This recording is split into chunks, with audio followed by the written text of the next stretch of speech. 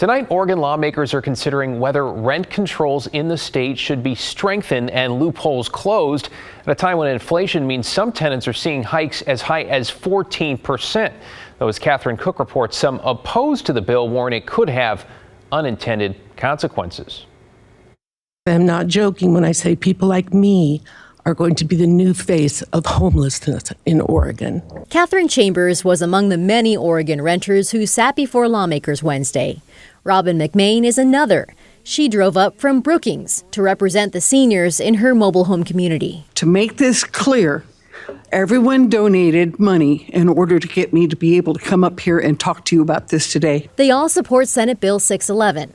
If passed, it would limit annual rent increases in Oregon to 3% plus inflation, with a max total increase of 8%.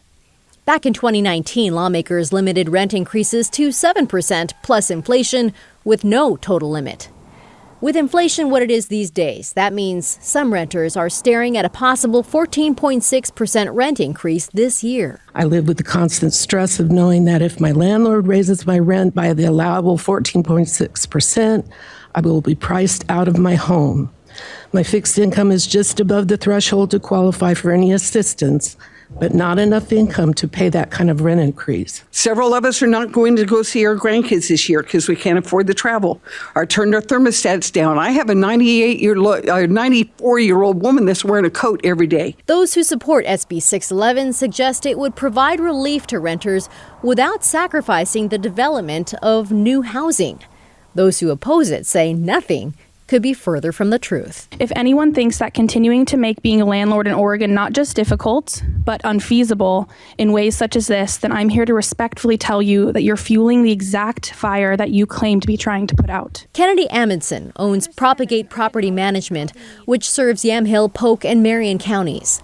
If 611 passes, she believes it would make it hard for housing providers to keep up with repairs in their units and could drive investors to take their money out of state. Continuing to house Oregonians at the sole expense of those providing their housing is not sound public policy and is not a sustainable way to address housing instability. We need to focus on permanent rent assistance and increasing supply. For now, renters like Catherine Chambers bide their time and hope. I wake up every day and go to sleep every night worrying about keeping a roof over my head. There's a couple more key components to HB 611. Under it, newer buildings would only be exempt from rent control for 3 years as opposed to 15. And if a landlord sells, renovates, or tears down a home, they'd be forced to pay tenants 3 months rent for relocation assistance if they're evicted. Right now, they only have to pay them 1 month's rent. The bill is scheduled for a work session on Wednesday. David. Yeah, a lot of perspectives and a lot of moving parts there. Thank you, Catherine.